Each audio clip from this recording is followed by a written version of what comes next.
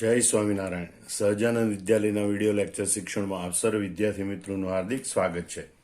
ધોરણ 11 રસાયણ વિજ્ઞાન પ્રકરણ 1 એ પૈકી આજે આપણે રાસાયણિક પ્રક્રિયાના સમીકરણનું સમતોલન વિશે ભણીશું. એટલે કે રાસાયણિક પ્રક્રિયાના સમીકરણનું સમતોલન શા માટે કરવું પડે અને કેવી રીતે કરી શકાય. તો સૌથી પહેલા આપણે જોઈએ ભાઈ, રાસાયણિક પ્રક્રિયા એટલે કયા પ્રક્રિયકો વચ્ચે પ્રક્રિયા થઈ અને કઈ નીપજ બને છે એનું જે વર્ણન કરીએ એને આપણે રાસાયણિક પ્રક્રિયા કહીએ. દાખલા તરીકે અહીં ઉદાહરણ આપ્યું છે કે ભાઈ, મેગ્નેશિયમની પટ્ટીને હવામાં સળગાવતા તે હવામાંના ઓક્સિજન સાથે સંયોજાઈને મેગ્નેશિયમ ઓક્સાઇડ બનાવે છે. તો એ મેગ્નેશિયમ ધાતુ અને ઓક્સિજન એ પ્રક્રિયકો છે, એમની વચ્ચે પ્રક્રિયા થઈ નીપજ મેગ્નેશિયમ ઓક્સાઇડ બનાવે છે. આ જે વર્ણન કર્યું છે એ રાસાયણિક પ્રક્રિયા દર્શાવે.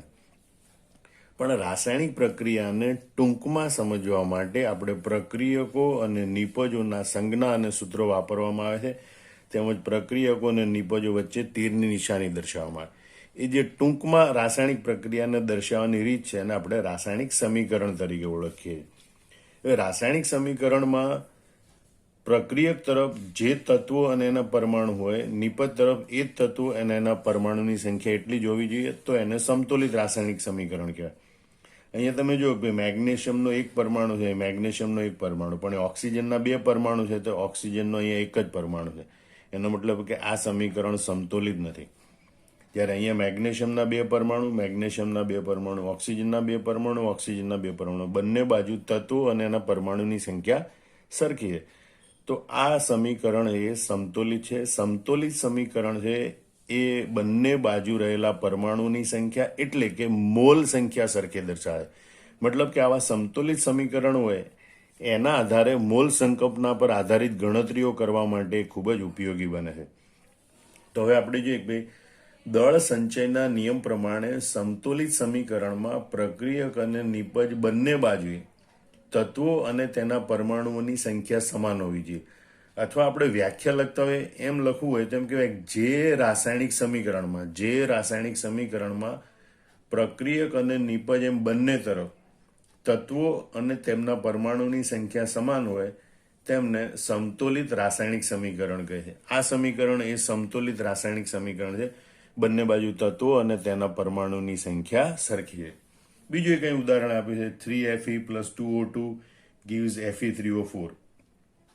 આયરન છે એની પરથી ઓક્સિજન વાયુ રક્ત તપ્ત લાલ ચોળ તપાયેલા લોખંડ પરથી ઓક્સિજન વાયુ અથવા તો હવા પસાર કરવામાં આવે એટલે ફેરસોફેરિક ઓક્સાઇડ બને છે. એ રાસાયણિક પ્રક્રિયા, એને ટૂંકમાં આવા રાસાયણિક સમીકરણ તરીકે લખાય. 3Fe + 2O2 gives Fe3O4. ત્યાં એફીના પરમાણુ 3 અને ઓક્સિજનના પરમાણુ 2 દુ 4.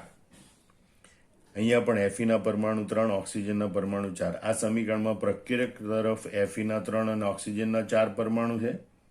નિપજ તરફ પણ એફીના 3 અને ઓક્સિજનના 4 પરમાણુ. એટલે કે બંને બાજુ તત્વો અને તેના પરમાણુની સંખ્યા સરખી છે. મતલબ કે અહીંયા દર્શાવેલું જે સમીકરણ છે એ સમતોલિત સમીકરણ છે. હવે જો પ્રક્રિયા સમીકરણમાં પ્રક્રિયક અને નિપજ બંને બાજુએ તત્વોના પરમાણુની સંખ્યા સમાન ના હોય તો તેને અસમતોલિત સમીકરણ કહે છે. સ્વાભાવિક છે, જો બંને બાજુ પ્રક્રિયક અને નિપજ તરીકે રહેલા તત્વો અને એના પરમાણુની સંખ્યા સરખી હોય તો સમતોલિત સમીકરણ, સંખ્યા સરખી ના હોય તો અસમતોલિત સમીકરણ. દાખલા તરીકે ઉદાહરણ આપ્યું છે, રાસાયણિક પ્રક્રિયા ફોસ્ફરસને પૂરતી હવામાં સળગાવતા ટેટ્રાફોસ્ફરસ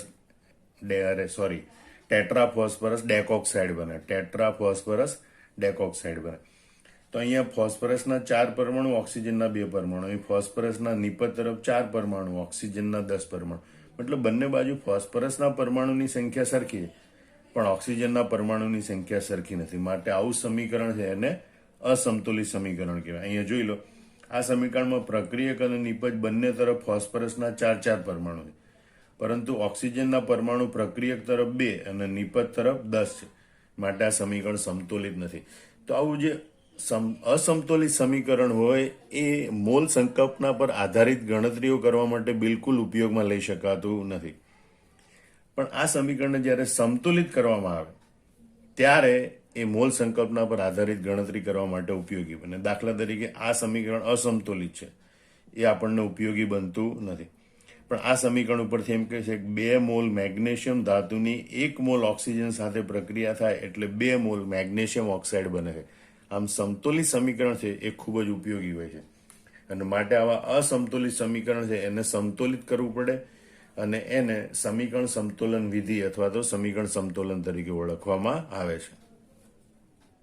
એટલે કે રાસાયણિક પ્રક્રિયાનું સમીકરણ કે જે અસમતુલિત હોય એને સમતુલિત કરવું, એને સમીકરણ સમતોલન કહે છે.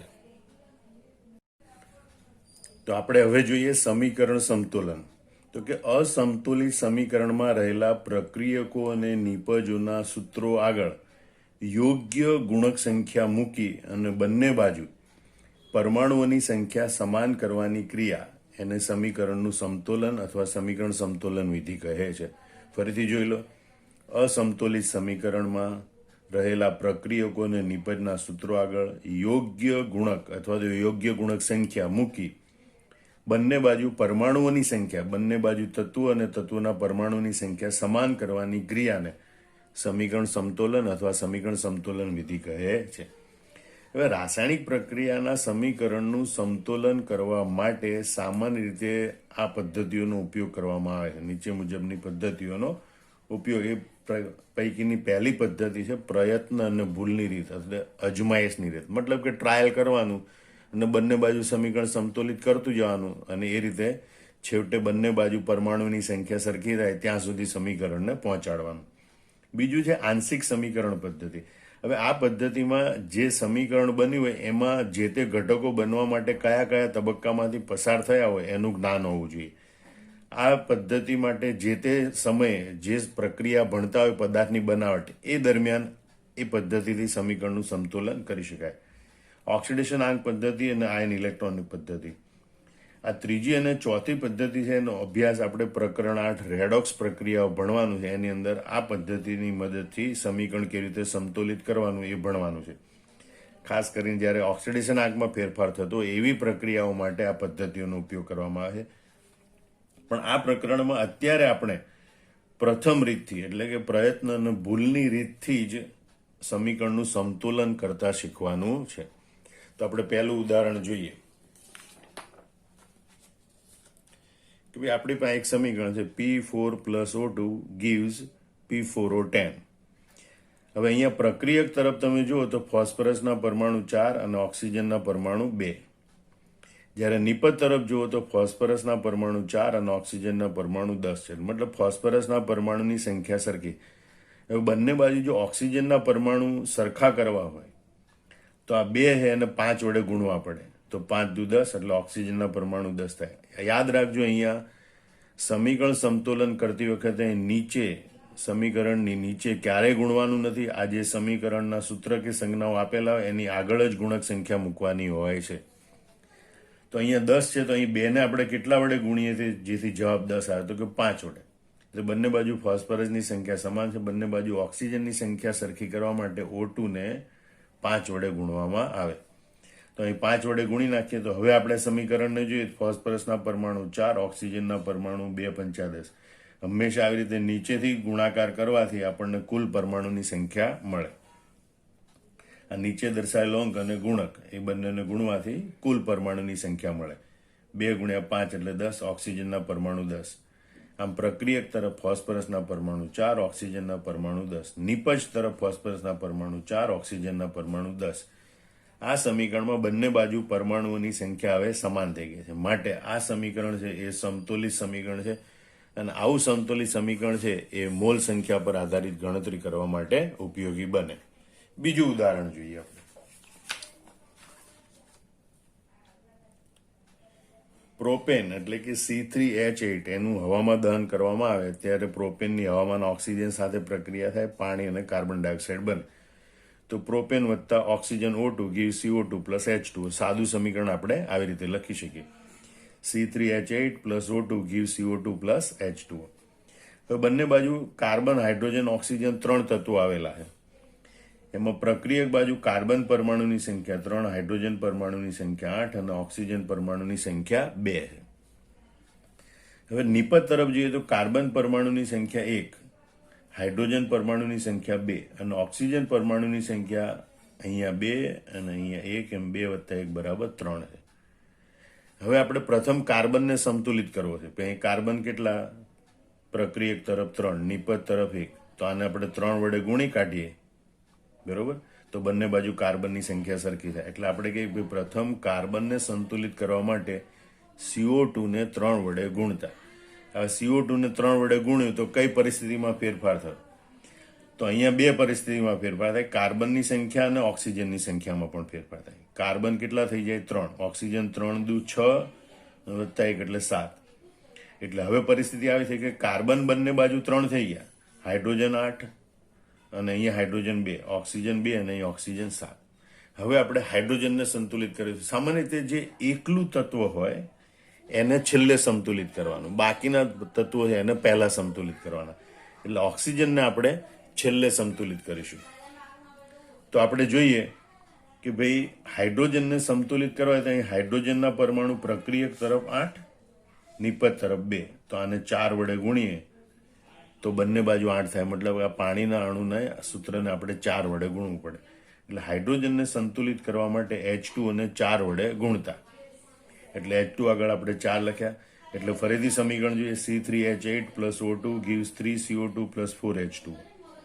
તો અહીં હાઇડ્રોજન અને ઓક્સિજન બંનેમાં ફેરફાર થયો. કાર્બનના પરમાણુ 3, હાઇડ્રોજનના પરમાણુ 4 દુ 8 થઈ ગયા.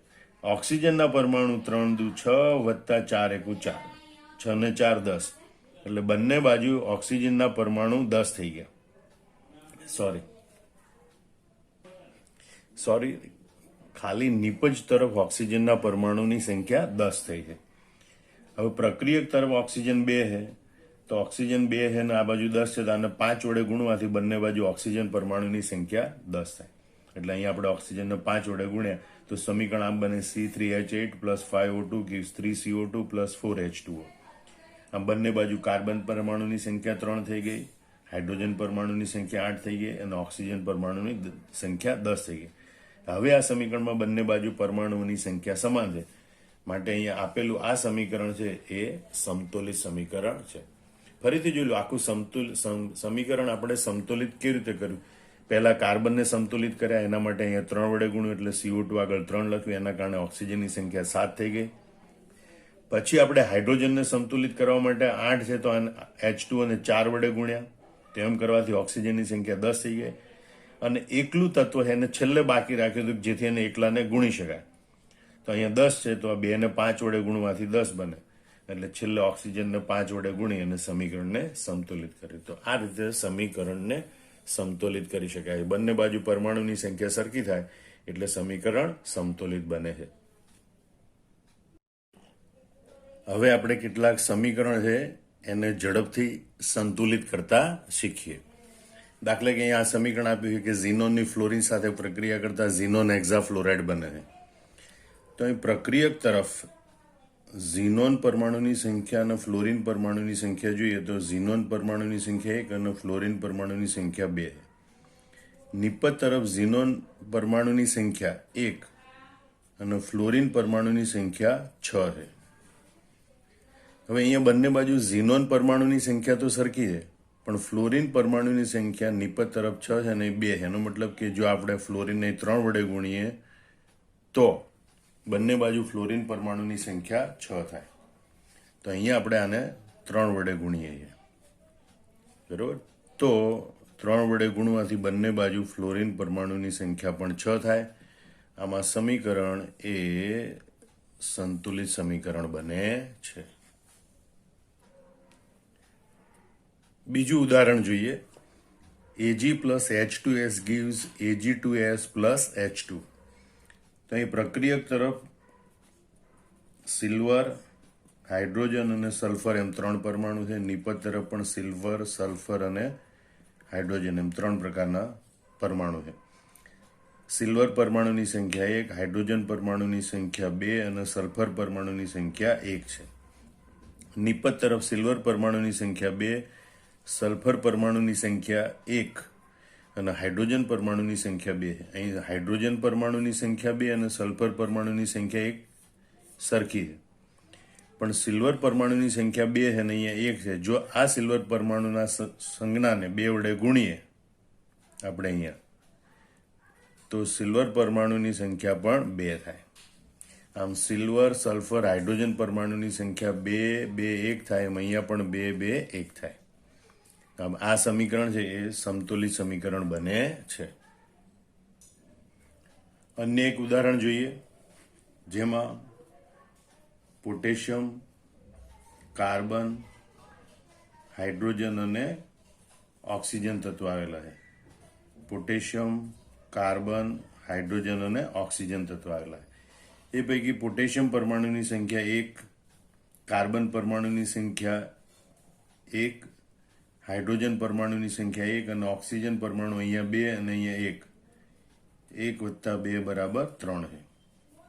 આ બાજુ જોઈએ તો પોટેશિયમ પરમાણુની સંખ્યા 2, કાર્બન પરમાણુની સંખ્યા 1, હાઇડ્રોજન પરમાણુની સંખ્યા 2 અને ઓક્સિજન પરમાણુની સંખ્યા અહીંયા 3 અને અહીંયા 1, એટલે ટોટલ પરમાણુની સંખ્યા 4 છે. હવે આપણે અહીંયા પ્રથમ જ પોટેશિયમ પરમાણુની સંખ્યા સંતુલિત કરીએ તો અહીં 2 છે, અહીંયા 1 છે. તો આપણે પોટેશિયમ પરમાણુને સંતુલિત કરવા માટે આને 2 વડે ગુણીએ. તો પોટેશિયમને સંતુલિત કરવા માટે 2 વડે ગુણીએ તો ઓક્સિજન અને હાઇડ્રોજન બંનેની સંખ્યા પર અસર થશે. તો આપણે જોઈએ કે ભાઈ પોટેશિયમની સંખ્યા 2 થઈ ગઈ, તો હાઇડ્રોજનની સંખ્યા પણ 2 થાય. અને ઓક્સિજનની સંખ્યા આના બદલે અહીંયા 2 વત્તા 2 એટલે 4 થાય. હવે તમે જુઓ બંને બાજુ, પોટેશિયમ 2, કાર્બન 1, હાઇડ્રોજન 2 અને ઓક્સિજન પરમાણુ 4. આમ અહીંયા 2 લખવાથી બંને બાજુ પરમાણુઓની સંખ્યા સરખી થાય અને માટે આ સમીકરણ એ સમતુલિત સમીકરણ બને છે. હવે જોઈએ ભાઈ, સોડિયમ ધાતુની ક્લોરીન વાયુ સાથે પ્રક્રિયા થાય એટલે સોડિયમ ક્લોરાઇડ એટલે કે મીઠું બને. તેમ 2 સમીકરણ એટલે દર્શાવે કે બે આપણે જુદી જુદી રીતે ગણતરી કરવાનો પ્રયત્ન કરીશું. અહીંયા સોડિયમ અને ક્લોરીન, સોડિયમ પરમાણુની સંખ્યા 1, ક્લોરીન પરમાણુની સંખ્યા 2. જ્યારે નિપજ તરફ સોડિયમ પરમાણુની સંખ્યા 1 અને ક્લોરીન પરમાણુની સંખ્યા 1 છે. તો સ્વાભાવિક છે, પહેલા ક્લોરીન પરમાણુની સંખ્યા સરખી કરવા માટે આપણે અહીંયા 2 વડે ગુણીશું NaCl ને. હવે ક્લોરીન પરમાણુની સંખ્યા સરખી કરવા માટે ક્લોરીનને 2 વડે ગુણીએ તો સોડિયમ પરમાણુ પણ 2 વડે ગુણાય છે. અને એટલે સોડિયમ પરમાણુની સંખ્યા પણ 2 બને અને ક્લોરીન પરમાણુની સંખ્યા પણ 2 બને. હવે ક્લોરીન પરમાણુ સંતુલિત થઈ ગયા, પણ ઓક્સિજન પરમાણુ છે સોડિયમ પરમાણુ છે એને સંતુલિત કરવા હોય તો પાછું એને અહીંયા પણ 2 વડે ગુણવું પડે. એટલે અહીં સોડિયમને 2 વડે ગુણીએ તો હવે તમે જોઈ શકો બંને બાજુ સોડિયમ પરમાણુની સંખ્યા 2 અને ક્લોરીન પરમાણુની સંખ્યા 2. અને માટે આ સમીકરણ એ સંતુલિત સમીકરણ બને છે. તો અહીંયા બીજી રીત આપણે કઈ રીતે ગણવાની કે સોડિયમ પરમાણુની સંખ્યા 1, ક્લોરીન પરમાણુની સંખ્યા 2. સોડિયમ પરમાણુની સંખ્યા 1, ક્લોરીન પરમાણુની સંખ્યા 1. તો અહીં એવું પણ ગણી શકાય કે ભાઈ આ ક્લોરીન છે એને તમે 1/2 વડે ગુણો. ક્લોરીનને 1/2 વડે ગુણીએ તો 2 ગુણ્યા 1/2 એટલે 1 થાય. એટલે તમે જો બંને બાજુ સોડિયમની પરમાણુની સંખ્યા 1 1 અને ક્લોરીન પરમાણુની સંખ્યા 1. તો આને પણ સમતુલિત સમીકરણ કહેવાય. તો આને પણ ઘણી વખત Na પ્લસ 0.5 1/2ની જગ્યાએ Cl2 ઇટ ગીવ્સ NaCl આવી રીતે લખી શકાય. અથવા માનો કે અપૂર્ણાંક નથી રાખવો. હવે પહેલા આપણે સમીકરણ સંતુલિત કરવા માટે 1/2 વડે ગુણી નાખ્યું. હવે માનો કે આપણે અપૂર્ણાંક નથી રાખવો, તો આ 2 વડે બધી સંખ્યાને ગુણી નાખવાની. તો સોડિયમને 2 વડે ગુણીએ તો 2Na, ક્લોરીન છે એને 2 વડે ગુણીએ આપણે તો 2 ગુણ્યા 1/2 એટલે 1 ક્લોરીન એટલે Cl2 બને. ઇટ ગીવ્સ આને 2 વડે ગુણીએ તો 2 NaCl બને. તો આ રીતે આ સમીકરણની જેમ જ અહીંયા પણ આપણને સંતુલિત સમીકરણ પ્રાપ્ત થાય. એટલે આ 3 રીત છે, કોઈ પણ રીતે તમે સમીકરણ સંતુલિત કરી શકો છો. FeO plus C gives Fe plus CO2. FeOC બંને બાજુ આયરન, ઓક્સિજન અને કાર્બન પરમાણુઓ છે. આયરન પરમાણુ 1, ઓક્સિજન પરમાણુ 1 અને કાર્બન પરમાણુ. આયરન, ઓક્સિજન અને કાર્બન પરમાણુની સંખ્યા 1 1 છે. અહીંયા આયરન પરમાણુ Fe પરમાણુની સંખ્યા 1, ઓક્સિજન પરમાણુની સંખ્યા 2 અને કાર્બન પરમાણુની સંખ્યા 1 છે. એનો મતલબ કે ઓક્સિજન પરમાણુની સંખ્યા આપણે સંતુલિત કરવું પડે. નિપજ તરફ 2 છે તો ઓક્સિજન તરફ 2 ઓક્સિજન પરમાણુ લાવવા માટે આપણે અહીંયા FeOને 2 વડે ગુણીશું. એમ કરવાથી આપણી પાસે ઓક્સિજન પરમાણુની સંખ્યા 2 થાય છે. પણ ઓક્સિજન પરમાણુની સંખ્યા 2 થાય એની અસર Fe પરમાણુ પર થાય. Fe પરમાણુની સંખ્યા પણ 2 થાય છે. એનો મતલબ ઓક્સિજન પરમાણુની સંખ્યા 2 અને કાર્બન પરમાણુની સંખ્યા 1 થઈ ગઈ. પણ પ્રક્રિયક તરફ Feના 2 પરમાણુ, નિપજ તરફ Feનો 1 પરમાણુ છે. તો આપણે નિપજ તરફનો જે Feનો પરમાણુ એના 2 વડે ગુણીએ તો અહીંયા નિપજ તરફ પણ Fe પરમાણુની સંખ્યા 2 થાય છે. આમ આયરન, ઓક્સિજન, કાર્બન પરમાણુની સંખ્યા 2, 2, 1, 2, 2, 1. બંને બાજુ પરમાણુઓની સંખ્યા સમાન થઈ ગઈ અને માટે આ સમીકરણ છે એ હવે સમતુલિત સમીકરણ છે. 2FeO plus C gives 2Fe plus CO2 એ સમતુલિત સમીકરણ છે. હવે આપણે જોઈએ SiO2 plus C gives SiC plus CO. બંને બાજુ પરમાણુ સિલિકોન પરમાણુ, ઓક્સિજન પરમાણુ અને કાર્બન પરમાણુ. સિલિકોન પરમાણુ, ઓક્સિજન પરમાણુ અને કાર્બન પરમાણુ. પ્રક્રિયક તરફ સિલિકોન પરમાણુ 1, ઓક્સિજન પરમાણુ 2 અને કાર્બન પરમાણુ 1 છે. નિપજ તરફ સિલિકોન પરમાણુ 1, ઓક્સિજન પરમાણુ 1 અને કાર્બન પરમાણુ બંને જગ્યાએ એટલે 1 વત્તા 1 બરાબર 2 છે. એટલે કાર્બન પરમાણુની સંખ્યા અહીંયા 2 છે. હવે અહીંયા સિલિકોનના પરમાણુ તો સરખા છે. ઓક્સિજનના પરમાણુ 2 અને 1 અને કાર્બનના પરમાણુ 1 અને 2. તો કોને પહેલા સંતુલિત કરવાનું? તો જે એકલું હોય એને પછીથી સંતુલિત કરવાનું. એની સિવાયનું તત્વ એને પહેલા સંતુલિત કરવાનું. એનો મતલબ કે ઓક્સિજનને આપણે પહેલા સંતુલિત કરીશું. અહીંયા ઓક્સિજનના 2 પરમાણુ છે, અહીંયા 1 પરમાણુ છે. અહીંયા 2 વડે ગુણવાથી બંને બાજુ ઓક્સિજન પરમાણુ સંતુલિત થશે. તો આપણે જોઈએ કે ભાઈ અહીંયા ઓક્સિજનના 2 પરમાણુ થઈ ગયા. પણ ઓક્સિજનના પરમાણુ જેવા 2 થાય એ સાથે કાર્બનના પરમાણુ પર પણ અસર થાય. કાર્બનના પરમાણુ 1 વત્તા 2 બરાબર 3 થશે. હવે તમે જો સિલિકોનના બંને બાજુ પરમાણુ 1, ઓક્સિજનના બંને બાજુ પરમાણુ 2. પણ કાર્બનના પરમાણુ નિપજ તરફ 3 અને પ્રક્રિયક તરફ 1 છે. તો આપણે અહીંયા આ કાર્બનને 3 વડે ગુણી કાઢીએ તો બંને બાજુ કાર્બન પરમાણુની સંખ્યા પણ 3 થશે. આમ સિલિકોન, ઓક્સિજન, કાર્બન પરમાણુની સંખ્યા 1, 2, 3, 1, 2, 3. બંને બાજુ પરમાણુઓની સંખ્યા સમાન થઈ ગઈ. આમ SiO2 plus 3C gives SiC plus 2CO એ સમતુલિત સમીકરણ છે. અહીંયા પ્રક્રિયક અને નિપજ તરફ બંને બાજુ 4 પરમાણુ છે. NH3 plus CO gives Cu plus N2 plus H2. તો નાઇટ્રોજન છે બંને બાજુ, હાઇડ્રોજન છે, કોપર છે અને ઓક્સિજન છે.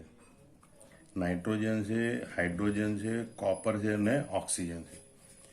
અહીંયા નાઇટ્રોજન પરમાણુની સંખ્યા 1 છે, હાઇડ્રોજન પરમાણુની સંખ્યા 3 છે, કોપર પરમાણુની સંખ્યા 1 છે અને ઓક્સિજન પરમાણુની સંખ્યા 1 છે. આ બાજુ નાઇટ્રોજન પરમાણુની સંખ્યા 2, કોપર પરમાણુની સંખ્યા 1 છે, હાઇડ્રોજન પરમાણુની સંખ્યા 2 અને ઓક્સિજન પરમાણુની સંખ્યા 1 છે. ઓક્સિજન પરમાણુ સંતુલિત છે, કોપર પરમાણુ સંતુલિત છે. હાઇડ્રોજન અને નાઇટ્રોજન પરમાણુ જુદા જુદા છે. તો પહેલા હાઇડ્રોજનને સંતુલિત કરવાનો કે પહેલા નાઇટ્રોજનને સંતુલિત કરવાનો? તો નાઇટ્રોજન એ એકલો પરમાણુ છે. હાઇડ્રોજન એ બંને જગ્યાએ સંયોજિત સ્વરૂપે જે એકલો હોય એને આપણે છેલ્લે બાકી રાખવાનો. તો નાઇટ્રોજનને આપણે પછીથી સંતુલિત કરીશું. તો પહેલા આપણે હાઇડ્રોજનને સંતુલિત કરવાનું. તો અહીંયા 3 અને 2 છે. તો 3 અને 2 ને સરખા કરવા માટે ક્રોસ મલ્ટિપ્લિકેશન કરવાનું, ચોકડી ગુણાકાર. એટલે કે 3 વાળાને તમે 2 વડે ગુણો, 2 વાળાને 3 વડે ગુણો. એનો મતલબ કે આ તરફ H2 ને 3 વડે ગુણવાના અને NH3 ને તમારે 2 વડે ગુણવાના. બરોબર? કે જેથી બંને બાજુ હાઇડ્રોજન પરમાણુની સંખ્યા 6 થઈ જાય. આ રીતે હાઇડ્રોજન પરમાણુ સંતુલિત થાય. પણ એમ કરવા જતાં અહીંયા નાઇટ્રોજન ઉપર અસર થાય અને અહીંયા ઓક્સિજન ઉપર અસર થશે. તો નાઇટ્રોજનના કેટલા પરમાણુ થઈ જશે? અહીંયા 1 ગુણ્યા 2 બરાબર 2 પરમાણુ થઈ જશે. એટલે નાઇટ્રોજન અહીંયા સંતુલિત થઈ જાય. પણ અહીંયા 3 વડે ગુણવાથી ઓક્સિજનના પરમાણુની સંખ્યા 1 ને બદલે 1 ગુણ્યા 3 બરાબર 3 થઈ જશે. બરાબર. તો હવે આપણે ફરીથી પાછું ઓક્સિજનને સંતુલિત કરવો પડશે. એ માટે પ્રક્રિયક તરફ જે ઓક્સિજન છે એને આપણે અહીંયા 3 વડે ગુણવો પડે.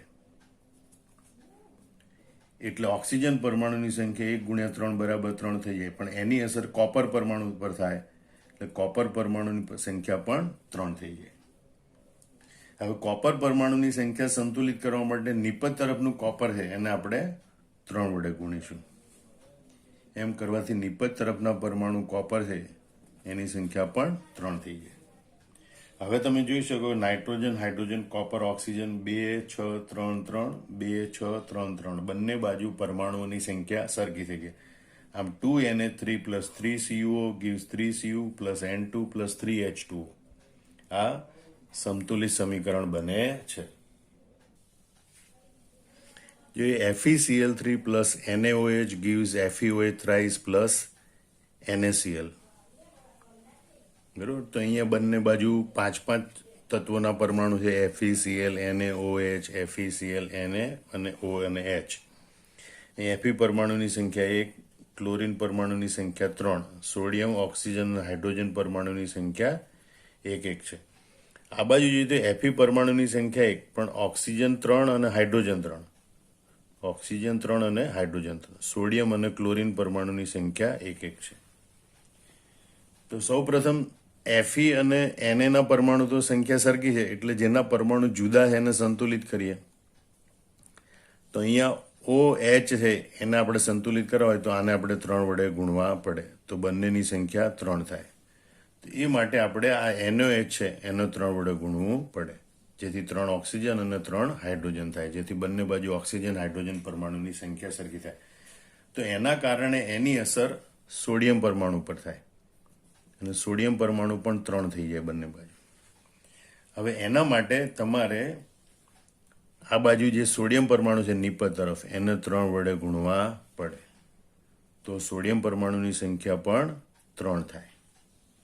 પણ સોડિયમ પરમાણુની સંખ્યા 3 થાય એની અસર ક્લોરીન પરમાણુ પર થાય એટલે ક્લોરીન પરમાણુની સંખ્યા પણ 3 થઈ જાય. તો પ્રક્રિયક તરફ ક્લોરીન પરમાણુની સંખ્યા 3 છે જ એટલે એ પણ સાથે સાથે સંતુલિત થાય. આમ તમે જોઈ શકો છો કે આ 5 પરમાણુની સંખ્યા 1 3 3 3 3 1 3 3 3 3 બંને બાજુ પરમાણુઓ સંતુલિત છે. આમ FeCl3 + 3NaOH gives FeOH thrice gives 3NaCl એ સમતુલિત સમીકરણ છે. આ સમીકરણમાં જોઈએ carbon + SO2 gives CH2 + CO. તો અહીં 3 પ્રકારના તત્વો છે carbon, sulphur, oxygen. Carbon, sulphur, oxygen. Carbon પરમાણુની સંખ્યા 1, સલ્ફર પરમાણુની સંખ્યા 1, ઓક્સિજન પરમાણુની સંખ્યા 2. નિપજ તરફ કાર્બન પરમાણુની સંખ્યા 1 + 1 બરાબર 2, સલ્ફર પરમાણુની સંખ્યા 2 અને ઓક્સિજન પરમાણુની સંખ્યા 1. હવે અહીંયા ત્રણેય પરમાણુમાં ડિફરન્સ છે તો કાર્બનને આપણે સૌથી છેલ્લે બાકી રાખીશું કારણ કે એકલું તત્વ છે. તો પહેલાં આપણે સલ્ફરને સંતુલિત કરવા માટે જોઈએ. અહીંયા સલ્ફરના પરમાણુની સંખ્યા 2 છે તો સલ્ફરને સંતુલિત કરવા માટે આપણે આ સલ્ફર ડાયોક્સાઇડને 2 વડે ગુણીએ અને એટલે સલ્ફર પરમાણુની સંખ્યા 1 × 2 બરાબર 2 થાય. તો એની અસર ઓક્સિજન પરમાણુ પર થાય તો ઓક્સિજન પરમાણુની સંખ્યા 2 × 2 બરાબર 4 થઈ જશે. સલ્ફર પરમાણુ સરખા કરવા ગયા તો એની અસર ઓક્સિજન ઉપર થાય. હવે આપણે ઓક્સિજનને સંતુલિત કરીએ. ઓક્સિજન પરમાણુ 4 છે તો અહીંયા ઓક્સિજન પરમાણુ ધરાવતું સંયોજન CO એને આપણે 4 વડે ગુણીએ તો ઓક્સિજન પરમાણુની સંખ્યા 4 થાય પણ એની અસર કાર્બન પરમાણુ પર થાય અને એટલે કાર્બન પરમાણુની સંખ્યા 1 + 4 બરાબર 5 થાય. અહીંયા 1 વત્તા અહીંયા 4 કાર્બન બરાબર 5 કાર્બન થાય. હવે આ બાજુ 1 કાર્બન છે, આ બાજુ 5 કાર્બન છે માટે સંતુલિત કરવા માટે પ્રક્રિયક તરફના કાર્બનને આપણે 5 વડે ગુણીએ અને એટલે કાર્બન પરમાણુની સંખ્યા 5 થાય. આમ કાર્બન, સલ્ફર, ઓક્સિજન પરમાણુની સંખ્યા 5 2 4 5 2 4 બંને બાજુ પરમાણુની સંખ્યા સરખી થાય છે અને માટે 5C + 2SO2 gives CH2 + 4CO એ સમતુલિત સમીકરણ બને છે. હવે તમારે વિડીયો પોઝ કરીને અથવા તો સ્ક્રીનશોટ પાડીને આ બધા સમીકરણો પહેલાં નોટબુકમાં નોંધી લેવાના અને પછી બધા સમીકરણો તમારે સંતુલિત કરવાના છે. આમ બધી સમીકરણ સંતુલિત કરવાની રીત છે એનો વિડીયો વારંવાર જોવાનો અને સમીકરણ સંતુલિત કરવાની પૂરતી પ્રેક્ટિસ કરવાની છે. કારણ કે આખા રસાયણ વિજ્ઞાનમાં ગમે ત્યારે સમીકરણ સંતુલિત કરવાનું આવે તે આપણને આવડતું હોવું જોઈએ અને માટે આ બધા સમીકરણ લખવાની પૂરતી પ્રેક્ટિસ કરવી. જય સ્વામિનારાયણ.